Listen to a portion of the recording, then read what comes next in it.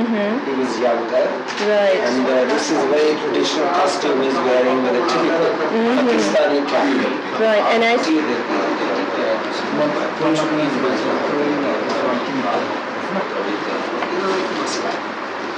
مسئلہ یہ ہے. اچھا خان صاحب جی یہ غیر رسمی بات چیت جی بالکل ایسے جیسے آپ کسی دوست کے ساتھ بیٹھ کے بات چیت کر رہے ہیں. پہلے تو میں آپ کے خاندان کے بارے میں بہت بڑا گھرانہ ہے جی اس کے بارے میں جاننا چاہتا ہوں. ہمارا خاندان تقریباً 600 برس سے موسیقی کے ساتھ وابستہ ہے. ہمارے جو بزرگ تھے وہ افغانستان سے غزنی سے تشریف لائے. پاکستان میں پنجاب میں جلندھر بستی شیخ درویش ان کے ساتھ ہی وہ وہاں سے آئے تھے غزنی سے اور ان کے ساتھ ہی یہاں رہے. تو جلندھر میں بستی شیخوں ان بزرگوں کے نام سے وہ ایک بستی آباد تھی وہیں آ کے رہائش اختیار کی. تو میرے جو بزرگ تھے مجھ سے اعلیٰ ان کا نام جو ہمیں یاد ہے وہ صاحب داد خالق داد 2 بھائی تھے. دونوں بہت اچھا گاتے تھے. ان کے بزرگان دین سے ان کا لگاؤ تھا. انہوں نے موسیقی کو باقاعدہ سیکھا اور وہ ہمیں 2 گھرانوں کی تعلیم ضربت گائکی اور خیال گائکی ان دونوں گھرانوں کی تعلیم. ایک ہمارے بزرگ جو تھے ان میں سے خان صاحب برام خان جی کے جو بھتیجے تھے خان صاحب اپن خان سہارنپور والے وہ ضربت گائکی میں بہت بڑا استاد گھرانہ ہے. ان کے شاگرد وہاں سے ضربت گائکی حاصل کی. پھر ایک میرے بزرگ تھے ان کا نام تھا وزیر دار خان وہ جا کے قوال بچوں کے شاگرد قوالیہ میں انہوں نے خیال گائکی سیکھی. اور اس طرح 2 گائکی جو 2 انگ کی گائکی ہمارے خاندان آپ کو نصیب ہو. جی ماشاء میرے دادا میرے والد میرے تایا میرے نانا اور اسی گائکی سے. بہت خوب. یہ فرمائیں کہ آپ نے کہا کہ یہ غزنی سے تشریف لائے. جی مثلا کون سا زمانہ تھا جب وہ تشریف لائے غزنی؟ تقریباً آج سے 600-700 برس پہلے کی. 700 برس پہلے کی. اچھا ویسے یہ بھی مجھے بتائیں آپ, یہ بڑی ایک دلچسپ بات آپ نے میرے لیے اور میرے لیے ذاتی طور پر بڑی دلچسپ بات کہ دھرپد اور خیال جو ہے یہ 2 متضاد چیزیں. جی بالکل بالکل زمین اور آسمان ہے. دھرپد کی گائکی جو ہے وہ بندش والی گائکی ہے اور خیال جو ہے اس میں بالکل ایک اختراع کے اوپر ایک زور ہے. تو یہ آپ کے گھرانے میں یہ دونوں چیزیں کٹھی کیسے ہوئی اور تو کس کی سوچ تھی؟ دیکھیے جی کچھ بزرگ جو ہمارے تھے وہ ضربت گائکی پر اکتفا کرتے تھے. ان میں سے کچھ جو میرے کچھ جو بزرگ تھے ان کو خیال گائکی سے بھی بہت زیادہ لگاؤ تھا. تو اس لیے انہوں نے ضرورت سیکھنے کی محسوس کی اور اس لیے انہوں نے باہر جا کے شاگرد ہوئے باقاعدہ وہ وہاں سیکھا. تو اس طرح خیال گائکی ہمارے علاقے میں پہلے ہمارے یہاں زیادہ ضرورت ہی گایا جاتا. اب مجھے بتائیں کہ آپ کے اس بہت بڑے خاندان میں کون سے وہ بزرگ پہلے تھے جو دھرپد پہ بھی عبور رکھتے تھے خیال پہ بھی عبور رکھتے تھے؟ میرے زیادہ بزرگ جو تھے میرے دھرپد پہ گائکی میں صاحب داد خالق داد جن کا نام تھا. اچھا وہ دھرپد گائکی میں بہت ماہر تھے اور انہوں نے باقاعدہ دھرپد گائکی کو سیکھا. اور ان میں سے جو میرے بزرگ تھے میرے والد کے جو چچا تھے بابا وزیر دار خان انہوں نے خیال گائکی سیکھا تھا. اچھا مجھے یہ بتائیے کہ آپ تک پہنچتے اب یہ دھرپد اور خیال کا جو امتزاج ہے آپ کے گھرانے میں جو ملاپ ہے اس کی صورت کیا بن گئی ہے؟ آپ تو زیادہ خیال پہ. جی ہمارے کیونکہ خیال میں کچھ زیادہ اس میں تھوڑی سی آزادی بھی ہوتی ہے, اس میں گانے کی بھی تھوڑی سی وسعت ہوتی ہے, دھرپد میں زیادہ پابندی ہوتی ہے, بندش کا گانا ہوتا ہے, اس لیے خیال گائکی ہمارے زیادہ اس کا. لیکن آپ نے بچپن میں دھرپد سیکھا ہے اور دھرپد سیکھنے کے بعد آپ پھر خیال کی گائکی کیونکہ میرے والد اور میرے تایا دونوں 2 انگ کی نمائندگی کرتے تھے. میرے والد جو تھے وہ ان کے گانے کا خاص انداز جو تھا اس میں دھرپد انگ کا گانا شامل تھا، وہ زیادہ مین اور اس میں گمک اور جو اس میں درفت کی گائکی ہوتی بول مارچ یہ وہ اس کا زیادہ لائے کا استعمال کرتے تھے. تو جو میرے تایا تھے ان کا بہت گلا نفیس گلا تھا، بہت غریب قسم کا گلا تھا، وہ خیال گائکی کا استعمال کرتے. اس طرح ہمارے خاندان میں 2 انگ کا رواج تھا. جب میرے والد گاتے تھے کلاسیکل اور دونوں انگ کی نمائندگی ہوتی تھی، درفت گائکی کی اور خیال گائکی کی. تو اس میں ایک اور سوال میرے ذہن میں آ رہا ہے، وہ بھی دلچسپ ہے میرے لیے، کوئی بڑی ایجوکیشنل سوال ہے کہ قوالی جو ہے جی اس میں عام طور پہ کوئی نزاکت وغیرہ ہوتی نہیں ہے. میں نے کم از کم کم دیکھے ہیں قوال جو قوالی میں بڑی نزاکت دکھاتے ہوں، یا کوئی جو خیال میں جو نزاکت ہوتی ہے وہ قوالی میں پیدا کرتے. تو آپ قوال گھرانا ہے اور پھر خیال بھی اس میں آتا ہے. یہ ہے کہ ہم نے باقاعدہ اس کو سیکھا ہے. قوالی کا یہ مطلب نہیں ہے کہ قوالی کچھ لوگ ایسے ہیں اس کو ضرورت نہیں محسوس کرتے اس میں کلاسیکل کی. قوالی ویسے بھی ہو جاتی ہے، اس میں سیدھی قوالی بھی ہو جاتی ہے، مگر ہمارا جو اس میں ہمارے خاندان کی جو خصوصی ایک بات ہے وہ اسی وجہ سے ہے کہ ہم کلاسیکل کا استعمال کرتے ہیں. ہمیں بنیادی تعلیم جو ہوتی ہے وہ کلاسیکل کی دی جاتی ہے. اس کے بعد ہمیں قوال ہونے کی حیثیت سے پرانی چیزیں، پرانے کلام یاد کرنے پڑتے ہیں، پرانی کافیاں، پرانے جو بزرگوں سے چلا آ رہا ہے وہ سیکھنا پڑتا ہے. قوال ہونے کی سے کئی قوال گھرانے ایسے بھی ہیں جو اس کی ضرورت محسوس نہیں کرتے ہیں کہ قوالی کو صرف وہ کلام کی حد تک اس کو ترجیح دیتے ہیں. اگر ہمارے گھرانے میں اس کو دونوں چیزوں کو ساتھ ساتھ. اچھا یہ فرمائیں کہ قوال کا مطلب کیا ہے آپ کے خیال میں؟ قوال کا مطلب ہے قول بیان کرنے والا. جو بزرگان دین کا جو قول ہے اس کو آپ گانے کی شکل میں جو بیان کرتا ہے یہ اس کو قول قوال کہا جاتا ہے. اقوال زرعی سے اس کا تعلق اقوال زرعی. اچھا اس کو بیان کرنے والے کو قوال. اس کا مقصد یہ ہوا کہ آپ کا گھرانہ بھی جو ہے وہ کسی بزرگان دین اور کسی بہت بڑی درگاہ کے ساتھ کوئی منسلک تھا. وہ کون سے بزرگ تھے اور وہ کون سی درگاہ؟ وہ درگاہ تو میں نے پہلے ایسا کیا، ہمارے بزرگ جو تھے حضرت شیخ درویش کے ساتھ آئے تھے. وہ بہت بڑے صوفی درویش تھے، تو ان کے ساتھ ہی غزنی سے وہاں یہاں تشریف لائے پنجاب سے. اس کے بعد پھر ہمارے گھرانے میں کافی کیونکہ صوفیاء سے بہت زیادہ نسبت تھی، ہمارے ہاں کافی اپنا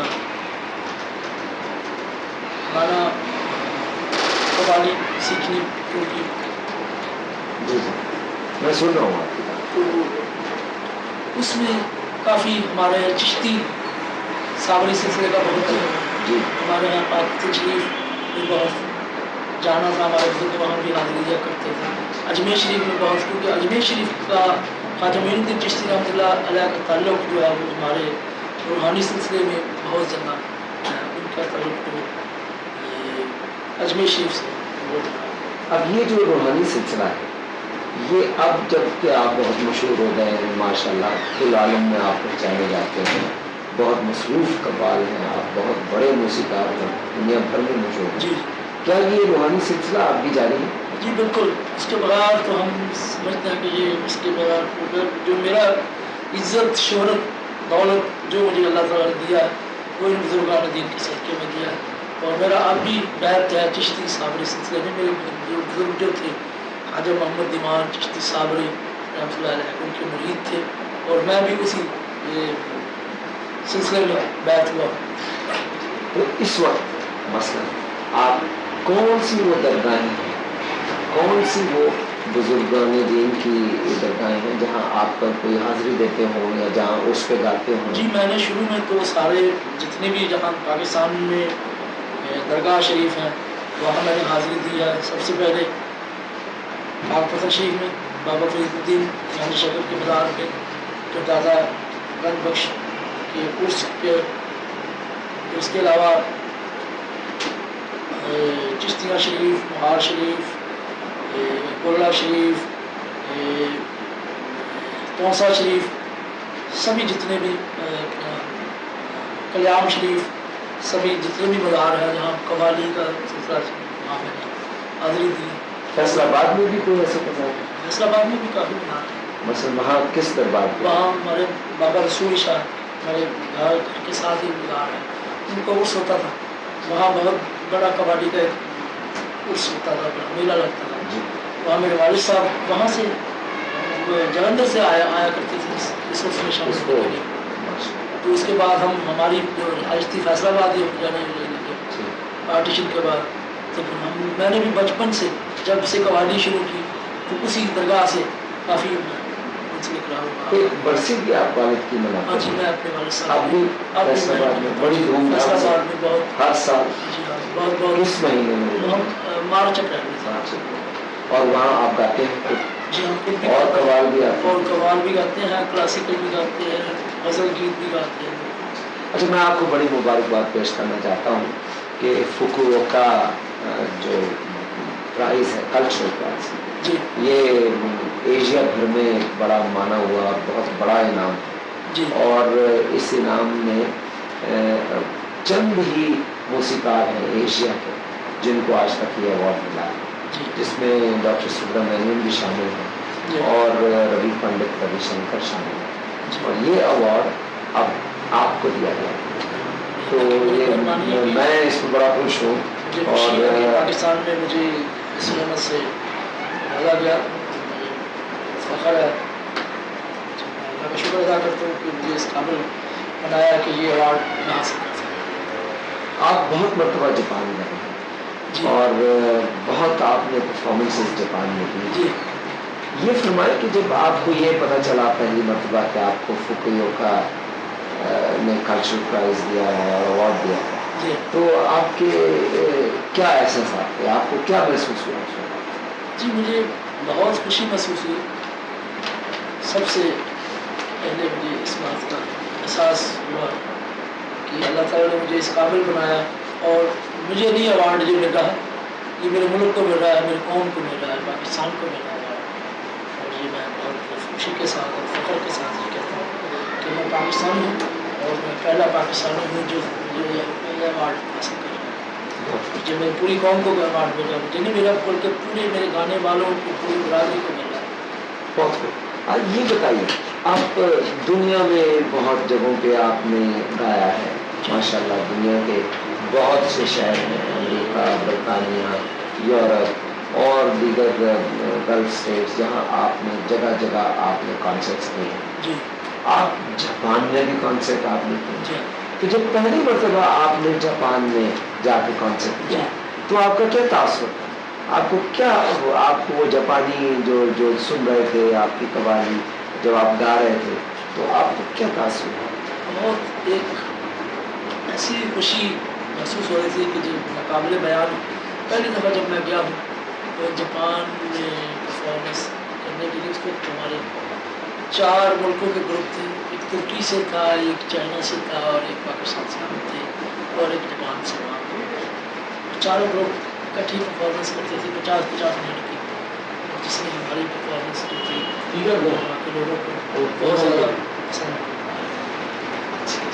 कोई दिलचस्प वाक़या आपको याद हो जापानी परफॉर्मेंस के दौरान जो जापानी लोगों के साथ हुआ हो, और या जिस तरह से जापानी लोगों ने आपको सुना हो, कुछ याद हो? मुझे पेरिस में बड़ी बातें याद हैं आपकी परफॉर्मेंस की, तो मैंने देखा लड़कियाँ। सबसे पहले मुझे ये इस बात की, मुझे पूरी दुनिया में 2 मुल्कों से जिससे बहुत ज़्यादा मुतासर हुआ हूँ कि जापानी और फ्रेंच, ये इतना मौसीकी से और हमारे आरफाना कवाली से इतना वो मुतासर है कि दुनिया का कोई मुल्क उससे मुतासर नहीं है। हमें पहली दफ़ा हमारे आपके लोक वर्षा के डॉक्टर आदम नईर थे, वो हमारे साथ गए थे। पहली दफ़ा हम जापान में गए तो हमें उन्होंने फरमाइश की कि बाबा फरीद की मनक़बत गाई जाए। हमने मनक़बत गाई तो डॉक्टर आदम ने हमें वो जैसे हमारा नजराना दिया जाता है, उसने हमें नजराना दिया। तो उन्होंने उसका पूछा कि क्या मतलब है इसका नजराना। उन्होंने कहा जी ये हमारे कल्चर का एक हिस्सा है, इसमें जब कवाल गाते हैं, वो मनक़बत गाते हैं तो उसको नजराना दिया, तो फिर जितने भी जापानीज लोग थे उन्होंने सब जो नजराना बहुत कोई और दिलचस्प बात जो आपको याद पड़ती हो जब आप जापान में जाते हो और जापानी लोग जब आपको सुन रहे हो, जापानी लड़के, यूथ, बूढ़े, कोई और आपको ऐसा वाकई याद? और वाकई जी मैंने वहाँ जो देखा जी कि लोग इतने मौसीकी को इतने अदब और एहतराम के साथ सुनते थे कि हम पहली दफ़ा इस्लाम वहाँ के जो इस वक्त बादशाह हैं वो उस वक्त वली अहद थे, वो हमें मिलने के लिए आए, उन्होंने कहा मैं मिलना चाहता हूँ और हम बड़े मुतासर हुए कि जिस मुल्क का बादशाह है कोई प्रोटोकॉल इतना ज़्यादा नहीं और हमें वो ऐसे में मिल रहा है जैसे कोई ऐसी बात ही नहीं कर सकता, इस तरह घुल मिल के हमसे तो हम इस बात से बड़े मुतासर हुए। आपका पसंद, आप गाने के हवाले से मैं बात नहीं करता, वैसे बात जी कि आप जापान इतनी मरतबा गए हैं, वहाँ सड़कों पे भी घूमे होंगे, वहाँ होटलों में भी गए होंगे, वहाँ शॉपिंग भी की होगी जी, आपने, लोगों से मिले भी होंगे, लोग भी आपसे मिले जी होंगे, बिल्कुल। आपका जापान के बारे में क्या तासीर? जापान बहुत एक साफ सुथरे काम और बड़ी तहजीब याफ्ता काम है जापानी, और इसमें मैं पूरी दुनिया में जापानी लोगों से बहुत ज़्यादा मुतासिर हूँ क्योंकि वो उनका एक अलग एक तो उनको हमारे उर्दू से काफ़ी लोग मुझे वहाँ मिले जो उर्दू सीखने की कोशिश कर रहे थे। जी इस बात से मुझे बहुत ज़्यादा हैरानी हुई कि जापानी लोग जो है वो उर्दू बोलने की वो काफ़ी वो मशक कर रहे हैं या उर्दू सीख रहे हैं, बोलने को उसको अपने फ़ख्र के साथ उर्दू बोलते तो आपको ये जापानी तासुर जो है बहुत ज़्यादा बहुत आप अच्छा बहुत उससे बड़े मुतासिर हैं। बहुत कोई और जब भी दिलचस्प मैं जापान में गया हूँ मुझे इतनी खुशी महसूस होती है जैसे मुझे महसूस होता है कि मैं जो किसी और एक मेरा गाने का जो स्टाइल है ऐसे जैसे वो अपने उनके वो देवता गाते थे आंखें बंद करके मैं करता हूँ तो वो भी मेरा बहुत ज़्यादा जापान में लोग अच्छे। वाह। अच्छा ये बताइए कि वैसे तो आप सब जगह परफॉर्म करते हैं, पाकिस्तान में भी बड़ा परफॉर्मेंस करते रहे हैं और यहाँ पर दरगाहों पे भी गाते रहे हैं, आप माशाल्लाह बड़े बड़े कॉन्सर्ट्स में गाते हैं। आजकल यानी इन आयाम में जब आप माशाल्लाह बड़े पहचाने जाते हैं तो ज़्यादा कहाँ किस मुल्क में परफॉर्मेंस ज़्यादा रहती है आपकी, पाकिस्तान में या बाहर? पूरी दुनिया में परफॉर्मेंस कर रहा हूँ, पाकिस्तान में बल्कि मैं 3-4 साल से बहुत कम परफॉर्मेंस कर रहा हूँ, ज़्यादा मैं जितनी मेरी परफॉर्मेंस है वो बाहर के मुल्कों में हो रही है, यूरोप में जा रहा हूँ, अमेरिका में जा रहा हूँ, ऑस्ट्रेलिया में जा रहा हूँ, फ्रांस में जा रहा हूँ, तो पाकिस्तान में बहुत कम परफॉर्मेंस 2-3 साल से कर रहा हूँ। तो बल्कि मैं ये दो उर्स बड़े होते हैं हमारे यहाँ, बाबा फरीदुद्दीन गंज शकर कौंसल गन बख्श का उन उर्सों में मैं जोड़ी यहाँ होता हूँ। जरूर आप जी। वो गाते हैं। अच्छा देखिए जी, एक बात मैंने खुद भी महसूस की है, मैं भी कुछ सकाफत से मेरा ताल्लुक है, मैंने देखा है कि हाँ साहब आपने भी ये महसूस किया जी कि जब मुल्क में आप गाते होंगे और जब बाहर गाते होंगे तो कुछ फर्क जरूर महसूस करते हैं। अच्छा वो क्या महसूस करते हैं?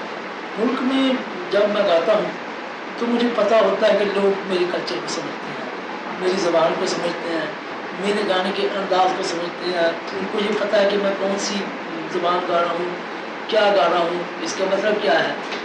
जब मैं बाहर परफॉर्मेंस करता हूँ तो उस वक्त जो मौसीकी एक इंटरनेशनल ज़बान होती है वो उस लिहाज से गाता हूँ क्योंकि मौसीकी लय और सुर जो है वो पूरी दुनिया का मुश्तरक है, उसमें किसी ज़बान की कोई ज़रूरत नहीं महसूस होती। उसको परफॉर्मेंस इस अंदाज से मैं करता हूँ कि जो हमारे जो गाने की जो बेसिक जो ट्यून होती है, ट्यून जो होती है वो वही होती है, उसमें जो पोइट्री है उसको थोड़ा सा कम करके उसमें क्लासिकल को ज़्यादा शामिल करता हूँ ताकि लोग ज़्यादा से ज़्यादा और जब मुल्क में गाते हैं तो शायरी पे जोर देते हैं। ज़्यादा शायरी फिर उसमें उसके मुताबिक जितने जिस किस्म के लोग सुनने वाले हों उस अंदाज से गाना पड़ता है। और जब बाहर गाते हैं तो मौसीकी पे और लय पे और ताल पे ज़्यादा जोर देते हैं। क्योंकि वो लोग रिदम को और सुरों को बहुत ज़्यादा समझते उसको समझते हैं। अच्छा और ये फरमाइए کہ قوالی اس کا مقصد آپ پاکستان میں بھی کرتے ہیں, باہر بھی کرتے ہیں, ایسے قوال بڑے کم ہوں گے, پاکستان میں تو شاید ہی کوئی دوسرا ہو جو بیک وقت پاکستانی مزاج بھی سمجھے اور غیر ملکیوں کا مزاج بھی سمجھے. تو آپ جب قوالی کرتے ہیں یہاں کریں یا باہر کریں, تو وہ کون سا لمحہ ہوتا ہے, وہ کون سی قوالی کا وہ کون سا موڑ ہوتا ہے, وہ کون سا وقت ہوتا ہے جب آپ محسوس کرتے ہیں کہ آپ اور سننے والے ایک ہو؟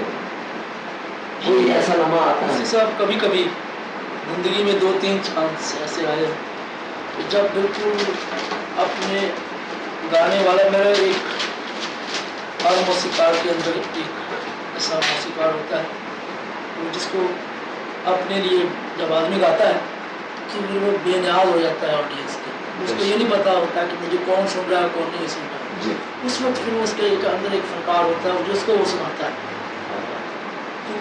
تو 2-3 دفعہ مجھے ایسا مجھے نہیں محسوس ہوا کہ میں کہاں گا رہا ہوں کہاں گا رہا ہوں. صرف میں بعض دفعہ مجھے ایسا احساس ہے کہ میں خود کو اپنے آپ کو سنا رہا ہوں, اپنے لیے گا رہا ہوں, کسی کے لیے نہیں گا رہا ہوں. تو وہ ایک عجیب کیفیت ہوتی ہے. آپ سمجھتے ہیں کہ قوالی کی جو معراج ہے جو جس پہ آپ نے محسوس کیا کہ بس میں نے بہت کمال گایا, وہ اس وقت تھی جب آپ کسی کے لیے نہیں گا رہے, اپنے آپ کے لیے گا رہے. ایسا آپ کو کب محسوس ہوا؟ پاکستان میں ہوا یا باہر ہوا؟ 1-2 دفعہ پاکستان میں اور 1-2 دفعہ باہر. اور یہ اس کا کوئی تعلق کوئی خاص قسم کی آمد سے ہے؟ یہ کوئی وقت مقرر نہیں کیا جا سکتا. یہ نہیں کہہ سکتا کہ کب وہ ایسا ہوگا. ہو سکتا ہے یہ میں کل پروگرام کروں ایسا ہو جائے, ہو سکتا ہے یہ نہ بھی ہو, 1 سال بعد بھی ایسا ہو. کبھی کبھی کیفیت ہے, ایک لمحہ وہ اس کو بیان لفظوں میں نہیں کیا جا سکتا. اچھا یہ بھی میں یعنی کوشش کر رہا ہوں تھوڑا سا دل کو کھنگالیں, کچھ اندر دیکھیں. جس سے ابھی آپ نے بات کی, بڑی خوبصورت بات کی آپ کہ آپ اپنے لیے گا رہے ہیں. یہ فرمائیں کہ جب آپ گاتے ہیں تو جو لوگ سن رہے ہوتے ہیں ان پہ تو اثر ہوتا ہی ہے, ظاہر ہے ان پہ وہ تو آپ کے گانے کا اثر محسوس کرتے ہیں. کبھی ایسا بھی ہوا کہ آپ نے سننے والوں کا اثر محسوس کیا آپ نے؟ ایسا بھی ہوتا ہے. وہ کیسے؟ وہ بھی ایسا ہوتا ہے. بعض دفعہ ایک کلام میں ہم ایسا بھول جاتے ہیں. ہم ایک پاک تشریح میں ایک ہوا تھا کہ گاتے گاتے ایک ایسا وقت آیا کہ ہمارے ساتھ وہ ساری محفل جو تھی وہ رو رہی تھی اور ہم بھی ساتھ میں رو رہے تھے. آپ بھی رو؟ ایسا لمحہ ایسا تھا کہ وہ ایسا ایک نعت شریف کا بورڈ تھا, اس کی پنجابی میں تھی وہ نعت ساڈی یا رسول اللہ مدینے حاضری ہو گئی. واہ, اچھا کیسے تھی؟ کیسے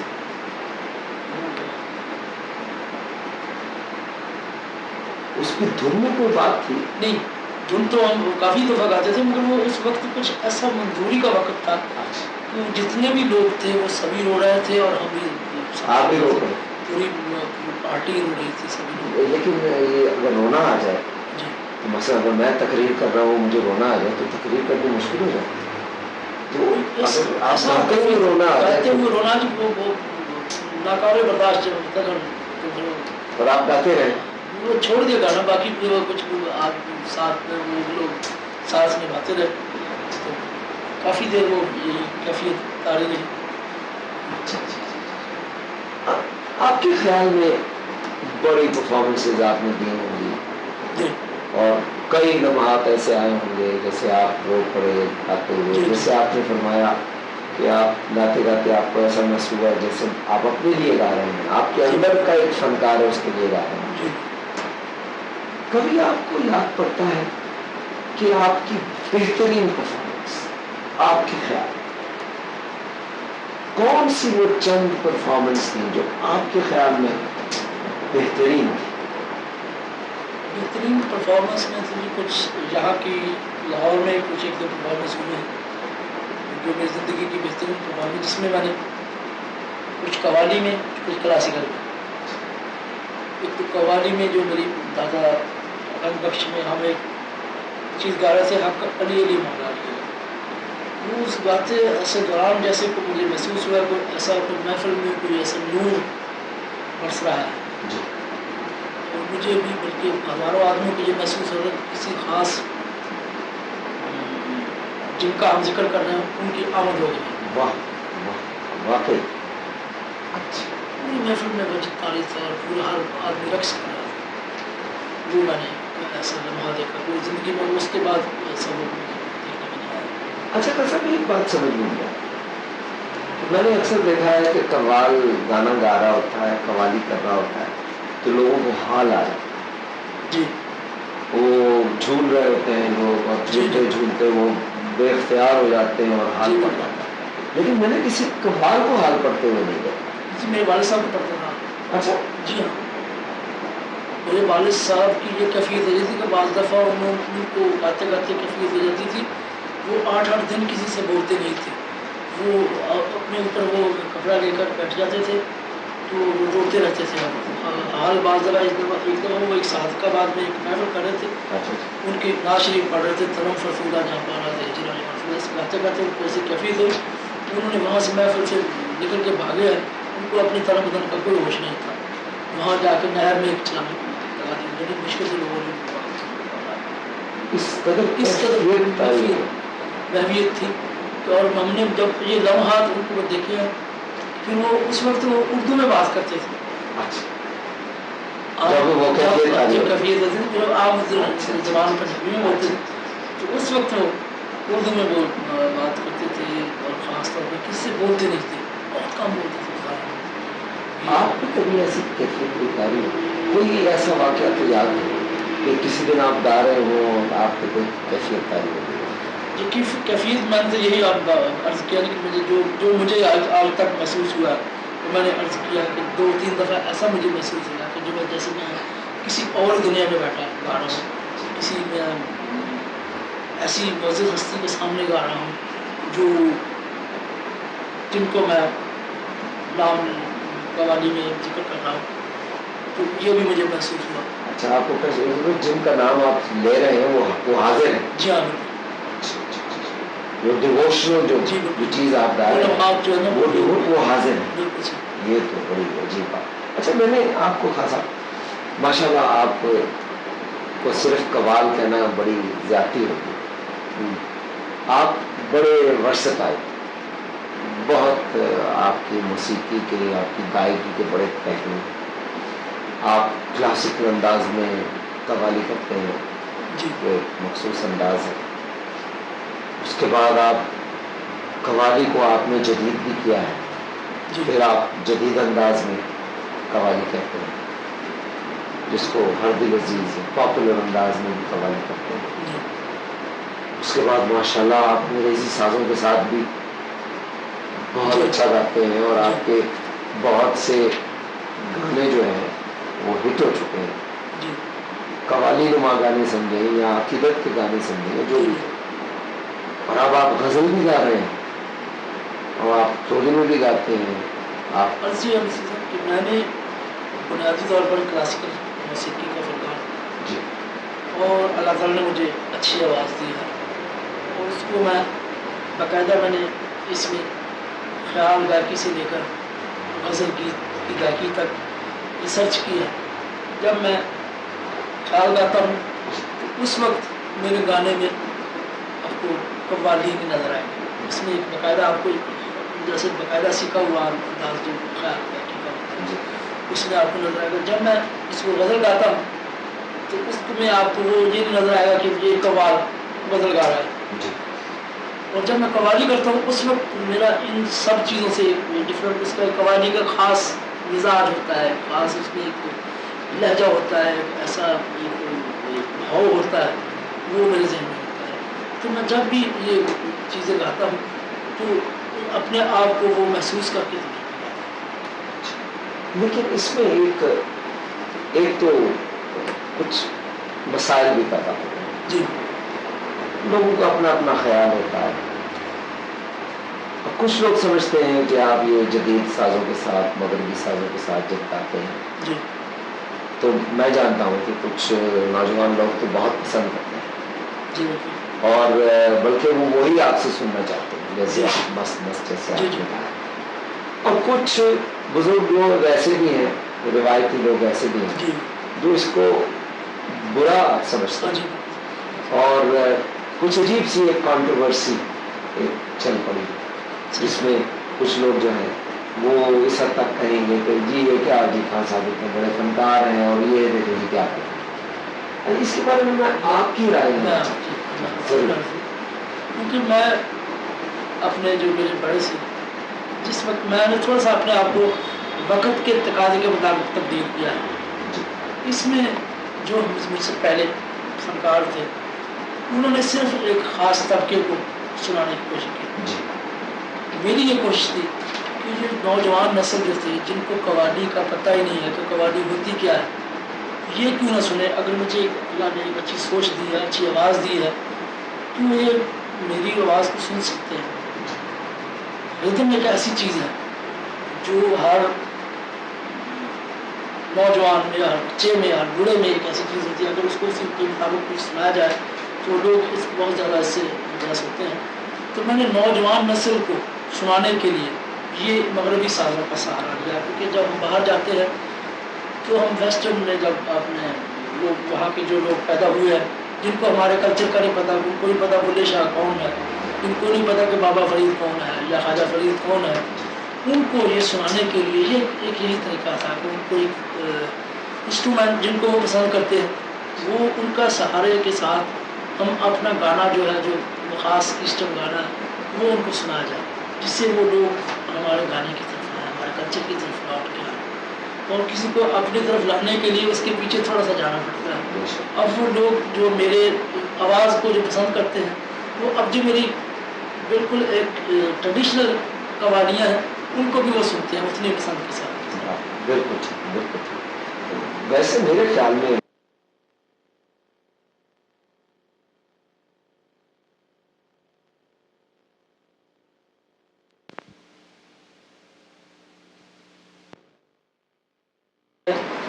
اس سے میں اس کو اپنے آپ کو زندہ اسی سے فراغت میں بھی اور آپ کی سب سے بہترین دلچسپی ہے کہ آپ نئی دھن بنائیں. بالکل میں اور نئی دھنیں بناتے رہتے ہیں. مثلا کتنی ایک نئی دھنیں آپ ایک مہینے میں بنا لیتے ہیں؟ اس کا کوئی وقت مقرر نہیں. بعض دفعہ ایک دھن کی کمپوزیشن کرنے کے لیے بیٹھتا ہوں تو وہ گھنٹوں نہیں بنتی. بعض دفعہ ایک 10 منٹ میں 3-4 دھنیں بن جاتی ہیں. اور کافی آپ کی پوری دنیا جی ہاں بہت بڑی کامیاب ہے. اس سے سب سے زیادہ مقبول آپ کی بنائی ہوئی دھن جو ہے وہ کون سی آپ کے خیال؟ دیکھیے مختلف میری کمپوزیشن جو ہے شروع میں میری جو قوالی میں دھنیں مشہور ہوئی ہے ان میں سے تو ایک تھی اکلیل مولوی پھر اس میں تھی نیما جانا جو بھی جناب تو نیما جناب آ کے تیرے بھی جورا بدستہ دل جس سے زندہ ہے تمنا تبھی تو ہو. پھر اس میں ایک تھی جتو رب نو منانا پہلے یار تمہارا. پھر اس میں تھی ایک سانسوں کی مالا بسی منوا پی گانا. پھر اس میں تھی اکھیاں جمی واسدہ. یہ میری قوالی میں کافی کمپوزیشن جو مشہور ہوئی. اس کے بعد پھر میں نے جو ویسٹرن میں انداز میں تھوڑا سا اس کو چینج کیا. پہلے میری پیٹر گیبریل کے ساتھ جو میرے گانا مشہور ہوا وہ مست مست تا مست مست اس کی جو بڑی نقل ہو رہی ہے وہ اس کو میں نے پہلی دفعہ جو ویسٹرن وہ اس کا ایک اسسٹنٹ ہے پیٹر کا مائیکل بروک اس نے پہلی دفعہ میری ریکارڈنگ کی تھی پیٹر کے اسٹوڈیو میں. تو اس نے میوزک بنا کر دے دیا مجھے. میں نے وہیں اپنی طرف سے بول لکھے حالانکہ میں بہت کم شاعری تو میں نہیں کرتا باقاعدہ. تو اس وقت مجبوری تھی میں نے خود ہی اپنے بول لکھے. یہ 2 گانے باقی سارے کلاسیکل موڈ کے تھے گانے یہ 2 لائٹ قسم کے گانے تھے. سامی کا کلچر نہ ہے سجنا تیرے بنا یہ بھی بڑا مشہور ہوا. اور دوسرا ایک تھا وہ یہ دم مست کو یہ اس البم میں بڑا مشہور ہوا. پھر اس کے بعد میں نے اپنے اسٹوڈیو میں اس کو دوبارہ ریکارڈ کیا اپنی پوٹری میں اس میں شامل کر کے مختلف ہمارے شاعروں سے نکال کر اکھیاں اڈیک دیا بڑا مشہور ہوا. آہستہ آہستہ اور غزلوں میں گیتوں غزلوں میں میرے کافی گیت مشہور ہوئے جن میں سے ایک امجد صاحب کا تھا تارا تارا جاگو ساری یاد.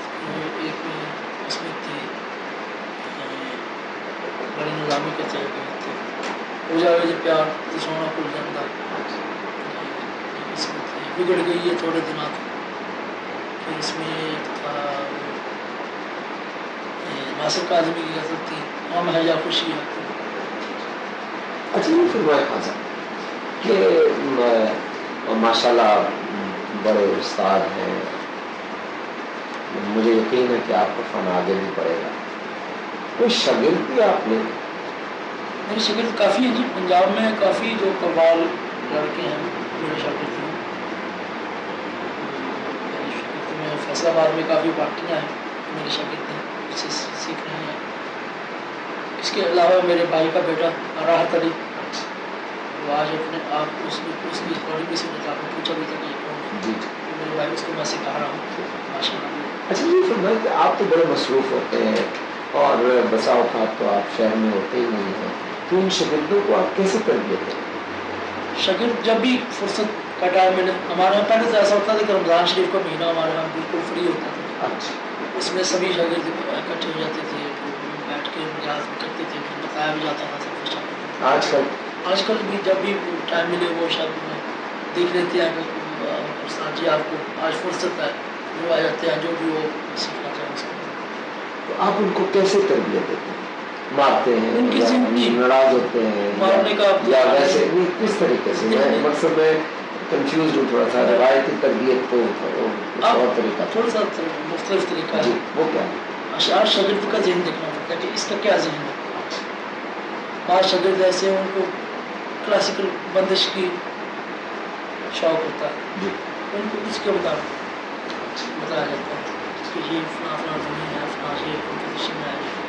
بعض جو ہے صرف قوالی سیکھنا چاہتے ہیں کہ جو ہمارے ہمیں قوالی کیسے اس کو تضمین کیسے کی جاتی ہے, قوالی میں ٹیون کیسے بنائی جاتی ہے, قوالی کا تلفظ کیسے جاتا ہے, اس کو آگے شعر کیسے کہا جاتا ہے, اس میں اس طریقے سے سکھایا جاتا ہے. اس کے ذہن کے مطابق شاگرد کے مطابق. اچھا یہ فرمائے کہ ہم عورتیں بہت بڑی بڑی گانے والی ہوئی ہیں برصغیر میں جی, اور بہت اچھا بھی گاتی ہیں, لیکن بہت کم ہے جنہوں نے قوالی میں قدم رکھا ہو. قوالی صوفیہ جی قوالی عورتوں کے لیے اس کی اجازت نہیں دی گئی. اجازت نہیں نہیں اچھا, کیونکہ عورت کے گانے سے جذبات جو ہیں وہ بجائے کسی اور طرف بھی جا سکتے سکتے ہیں. اچھا ٹھیک, میں اسی سمجھ لیے بزرگان دین نے ٹھیک عورت سے پرہیز اچھا ٹھیک, قوالی اس لیے میں سمجھ دوسرے صنفوں میں عورتیں گاتی ہیں قوالی کو. ہمارے یہاں خاص طور پر پنجاب میں یا پاکستان میں نہیں گایا جاتا. انڈیا میں کچھ عورتیں گاتی ہیں, نہیں وہ تو بڑے فلمی اور وہ قوالی نہیں ہے, وہ قوالی نہیں ہے. اچھا میں یہ بات آپ کی سمجھ رہا ہوں کہ بزرگان دین جو تھے ان کا خیال تھا کہ قوالی اگر عورت بڑی بن سنور کے اور خوبصورت بن کے بیٹھ کے گائے گی, بلکہ اس میں قوالی کے لیے جو انہوں نے نغمات و سما میں حضرت چشتی نے جو باتیں کہی ہیں اس کو اس دور میں یہ سننا بہت مشکل ہے, کیونکہ انہوں نے تو بغیر جو چھوٹی عمر کا بچہ اس کو بھی منع کیا کہ یہ اس کی بھی قوالی ہاں, اس کی وجہ غالباً یہ ہوگی کہ اس قسم کی اگر ایک بڑی خوبصورت عورت جو ہے بڑے خوبصورت کپڑے پہن کے اور قوالی گائے اور پھر جیسچر کرے تو توجہ تو عورت کی طرف چلی جائے گی, توجہ روحانیت کی طرف نہیں جائے گی. غالباً اس کی قوالی میں جو صوفیانہ مرحلے طے کرتا ہے وہ مشکل ہے. میں سمجھ رہا ہوں اس بات کو. اچھا یہ فرمائے کہ کوئی ایسا ایک شاگرد آپ کا ہے جو آپ کی توقعات پہ پورا اتر رہا ہے؟ سر ابھی میرے خیال میں کیونکہ یہ میں نے اس میں بہت محنت کی ہے, وہ شاگرد جو ہیں وہ اتنی محنت نہیں کرتے یا اتنا وقت نہیں اس کو دے سکتے. اس لیے میرے خیال میں تو میں کسی بھی ایسے شاگرد کا نام نہیں لے سکتا جس کو میں کہوں کہ یہ میرا واقعی بہت شاگرد ہے اور اس میں کچھ ایسے لڑکے ہیں جو اچھا کام کر رہے ہیں, اچھا گا رہے ہیں. پھر بھی آپ کو کس پہ کوئی ایک ہے جس پہ کوئی تھوڑی بہت امید آپ کو؟ مجھے اپنا نتیجہ رہا تو نہیں، اس کی امید ہے کہ وہ اچھا اس میں کچھ سیکھے گا، مستقبل میں اچھا فنکار بنے گا اگر اس نے محنت جاری رکھی، کیونکہ یہ کس عمر سے یہ آپ سمجھتے ہیں کہ یہ محنت جاری ہونی چاہیے؟ دیکھیے جس عمر میں وہ ابھی وہ 17 سال کا 18 سال کا جی تو اس کی جو تعلیم ہے کلاسیکل کی وہ جاری ہے، اس کو ایک راستہ اس کو بتا دیا گیا، اس کو وہ آگے پھر اپنی وہ اس کو کہتے ہیں اپنے ٹیلنٹ کی وجہ سے، قابلیت کی وجہ سے اس کے وہ راستے کو قبول کرے گا، ایک صحیح سمت اس کو بتا دی گئی کہ یہ سمت اس تک پہنچنا، منزل تک پہنچنا تو اس کا کام ہے، چاہے وہ سالوں میں پہنچ جائے اس منزل تک، کیونکہ یہ کام تو بہت مشکل ہے، اس میں ہر وقت آدمی سیکھتا رہتا ہے، ہم اب بھی سیکھ رہے ہیں، ہم اب بھی پرفیکٹ نہیں اپنے آپ کو سمجھتے، میرے تقریباً 25-26 سال اس کام میں میں نے شروع کیا، مگر اب بھی جو میں ذہن میں ہے وہ کر نہیں سکتا، کیونکہ اس میں ایک بہت زیادہ پرفیکشن کی ضرورت ہے۔ اچھا، صوفیہ کرام کا آپ نے قوالی کے حوالے سے قول کا ذکر تو کیا، جی لیکن ایک سما بھی ایک ہے نا جی، صوفیہ کرام کا ایک خاص قسم سما، اس حوالے سے یہ فرمائیں کہ کیا آپ سمجھتے ہیں کہ قوالی میں یا سما میں کوئی روحانی علاج یا کوئی روحانی فیض یا کوئی روحانی منزلیں حاصل ہوتی ہیں؟ بالکل، اس کے اوپر کچھ تھوڑی سی روشنی ہے۔ قوالی میں جو میں نے بزرگوں سے سنا اور جس کا باقاعدہ مشاہدہ بھی کیا، قوالی کو اگر یکسوئی کے ساتھ سنا جائے اس میں وہ منزلیں طے ہو جاتی ہیں روحانیت کی، جو آدمی برسوں کی ریاضت کے ساتھ نہیں کر سکتا، وہ لمحوں میں ایسی منزل طے ہو جاتی ہے اگر اس کو اس طریقے کے ساتھ سنا جائے جس میں یعنی ایک سواری، بالکل آپ سمجھتے ہیں کہ روحانی منزلیں حاصل کرنے کے لیے بالکل قوالی جو ہے وہ ایک سواری، جی اس کو ایک ذریعہ بنایا جا بالکل سکتا ہے۔ آپ کے حق میں یہ سمجھتے ہیں کہ ذریعہ بالکل، لیکن کچھ بزرگان دین ایسے بھی ہیں جو سمجھتے ہیں کہ نہیں، یہ تو توجہ ہٹاتی ہے، یہ تو موسیقی۔ کچھ لوگ اس سے اختلاف ہے، یہ تو ہمارا کچھ لوگ سازوں کے ساتھ سننا اس کو جائز نہیں سمجھتے، اچھا، کچھ سازوں کے ساتھ سننا سمجھتے ہیں، کچھ صرف آواز کے ساتھ، ویسے اس کے پیچھے ایک پورا فلسفہ ہے، جی ہاں، ایک بڑی سوچ ہے۔ اس کو زیادہ ہمارے چشتی سلسلے میں زیادہ اس کو جو آپ کا سلسلہ ہے اس کا، یعنی چشتیہ سلسلہ جو صوفی بزرگوں کا، جی اس سلسلے کا سما اور قوالی کے بارے میں کیا خیال ہے؟ اس کے بارے میں، قوالی کے بارے میں چشتیہ سلسلہ کا یہ خیال ہے کہ قوالی ایک بہت بڑی عبادت ہے، بہت بڑی ایک عبادت ایسی جس سے انسان خدا کی ذات تک، حقیقت، معرفت، شریعت، طریقت یہ منزلیں طے کرتا ہے، اپنے آپ کو پہچاننے کی جی ایک اپنی سیلف ہے، جی تو یہ ایک ذریعہ ہے جی اس خدا کی ذات تک پہنچنے، پھر ایک سلسلہ ہے ایوولوشن، جو مرشد کی طرف سے، جس کو کہتے ہیں مرشد، اگر مرشد میں دیکھتا ہے اس کو ایک سلسلہ، روحانی سلسلہ جاتا ہے حضور پاک کی طرف، اور حضور پاک سے خدا کا جو اس ایک سلسلہ ہے، اس کو خدا تک پہنچنے کا ذریعہ۔ اچھا، یہ اب میں آخری آپ سے ایک سوال کروں گا کہ اور کوئی ایسی بات جو آپ کہنا چاہیں اپنے فن کے بارے میں، اپنے بارے میں، قوالی کے بارے میں، کوئی ایسا کام جو آپ کرنا چاہتے ہوں لیکن آپ نے کیا نہیں، کر نہ سکے ہوں اور اب بھی خواہش ہو؟ چاہتا ہوں کہ قوالی کی ایک ایسی اکیڈمی بناؤں جس میں باقاعدہ قوالی کو انٹرنیشنل مقام حاصل ہو، جس میں باقاعدہ اکیڈمی کی شکل میں لوگ سیکھیں اس کو، باقاعدہ اس میں کچھ ڈگری دی جائے۔ تو اس کو، قوالی کو، اس کو عملی جامہ پہنانے میں کیا رکاوٹ ہے؟ اس میں کچھ پرابلم ہے۔ اچھا، آپ کو کیا مدد چاہیے, آپ کیا چاہتے اس میں ہیں, کیا ہو جائے تو یہ ہو جائے؟ پاکستان کا بھی تعاون چاہیے, نہیں اب تو یہ تو بڑی عالمی چیز ہے, باہر کے ملک بھی اور باہر کے بہت سے لوگ بھی بہت زیادہ اس میں انٹرسٹیڈ ہے. کس قسم کی آپ اکیڈمی بنانا چاہیں گے؟ جیسے میں نے یونیورسٹی میں گیا تھا سیٹل میں جی جی سال وہاں, جی وہاں وہ میوزک پہ ریسرچ کر رہے ہیں, پوری دنیا کے میوزک پر جی اور اسی طرح کی اکیڈمی ہونی چاہیے جس میں قوالی کی پرانے سے پرانا جہاں سے یہ شروع ہوئی ہے وہاں سے سارے اکٹھے کی جائے, کہاں سے کلام پہلا قوال کون تھا اس کو یعنی آپ چاہتے ہیں کہ یونیورسٹی لیول پر جی بالکل باقاعدہ سنجیدگی سے اس بہت بڑے فن کو سیکھا جائے, سمجھا جائے, محفوظ کیا جائے, تحقیق کی جائے, اس کو محفوظ کیا جائے اور ایک اکیڈمی بنائی جائے. اگر جس سے ہمارا پرانا کلاسیکل موسیقی ہے آہستہ آہستہ سینہ بسینہ ہوتی رہی اور آہستہ آہستہ اب ہمیں وہ بندشیں نہیں مل رہیں جو پرانے میں تھیں, تو آہستہ آہستہ وہ ختم ہو رہی ہیں جو ہم تک پہنچنی چاہیے تھیں. یعنی اگر ہم نے ایسا نہ کیا تو خطرہ یہ ہے کہ یہ ختم نہ ہو جائے. 100 سال بعد 50 سال بعد ہم بالکل یہ آپ بتا نہیں سکتے کہ ہماری کیا حصہ ہے. یعنی قوالی بنیادی طور پر ایک سینہ بسینہ روایت جو میں نے اپنے بزرگوں سے سیکھا ہے وہ انہوں نے ان کا 100 سال پہلے کا تجربہ ہے, انہوں نے اپنے بزرگوں سے سیکھی تھی جو ہم نے بچپن میں یاد کی, اور آئندہ جو ہم اپنے بچوں کو بتانا چاہتے ہیں یا اپنے شاگردوں کو بتانا چاہتے ہیں وہ اس وقت ہمارے پاس وہ وسائل نہیں ہیں جو ہم ان کو بتا سکیں.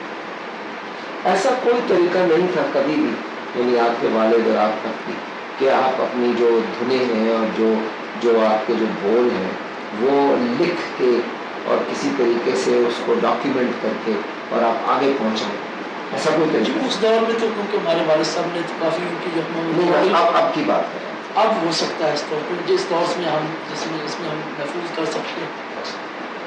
آپ سمجھتے ہیں کہ اب تک کافی کچھ ضائع ہو چکا؟ کافی ضائع ہو چکا. یہ سوچ رہا ہوں کوئی طریقہ نہیں ہے اس کو واپس لانے. اس کو واپس لانے کا تھوڑا سا طریقہ ہے, جو پرانے لوگ جو ہیں ان کو جو زندہ ہے ڈھونڈا جائے, ان کو ڈھونڈا جائے, ان سے وہ چیزیں ریکارڈ کی جائیں, ان سے حاصل کی جائے. جناب بہت مہربانی, میں نے آپ کا جناب بڑا وقت لیا ہے, اور کوئی ایسی بات جو آپ دل سے کہنا چاہیں ہو؟ بے شک, بس میں نے جو میرے ذہن میں تھی. بہت مہربانی, بہت بہت شکریہ. Is that enough? سبحان اللہ خان Yes, صاحب, thank you. اچھا انٹرویو بہت ہے, اچھا انٹرویو, سبحان اللہ. بڑے اور دوسری اپنا سر سب کچھ آ گیا. خان صاحب اپنا کانفیڈنس بڑے ریلیکس کیتے ہیں, زبردست. بہت چلو کمال ہو. Is this okay? It is more than enough, sir. Thank you very much. Look here, Shukriya. Savada, 1 hour and 25 minutes.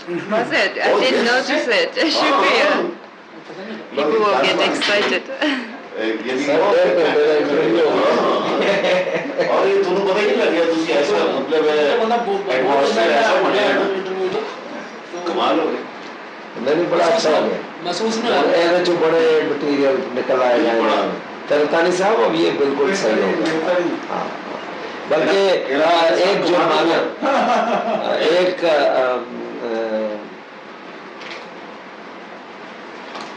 ماشاء اللہ اچھا بول رہے ہیں, یعنی اور بڑھیا. Will you send us a copy of this interview? Yes, I will, of course. Please, thank you very much.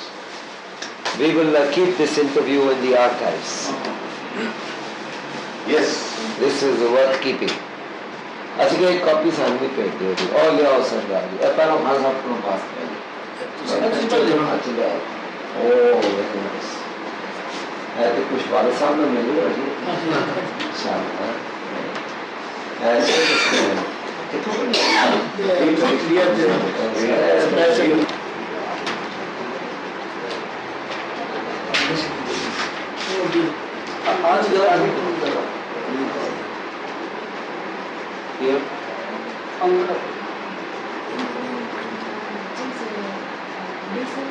very recent, yes.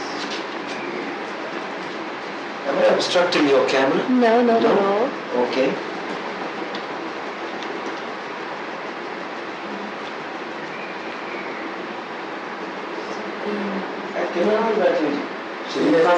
Some people look silent. شاعر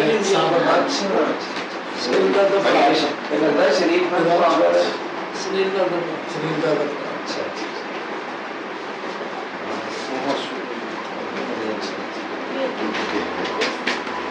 So you can select a few. And